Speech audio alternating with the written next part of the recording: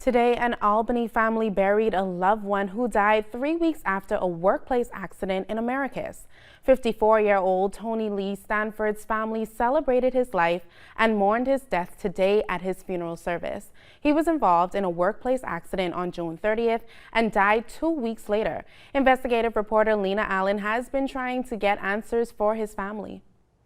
The family turned to WALB because they said they haven't heard from Mr. Stafford's employer since the accident. He died on July 14th after his family says his condition rapidly deteriorated. We've been digging on this for days, but haven't gotten any information from the company despite multiple calls and an in-person visit. I couldn't even find records that 911 was ever called. And according to the coroner, someone at his work site drove him to the hospital.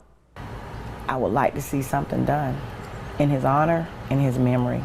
Stafford's family describes him as a hardworking man who dedicated his life to many things, including his jobs. He worked at Golden Gourmet LLC in Americus. On June 30th, Stafford's family says they got calls from some of his coworkers that something had fallen on him at work and he was badly hurt. Police and EMS told us no one from the company called them. The Sumter County coroner says someone put him in the back of a truck and drove him to a hospital. His sister, Leslie Johnson, says she drove from Albany to Americus immediately to see him. He couldn't really talk to me because he was like in and out, and so he was swollen, he was crushed all in his face and chest area, and his legs were messed up badly. Stafford's condition got worse, and he died on July 14th. A Macon medical examiner determined Stafford's cause of death was, quote, delayed complications from blunt force trauma to face and chest from an accident that occurred at the worksite on June 30th. To this day, I have not received a call from the job.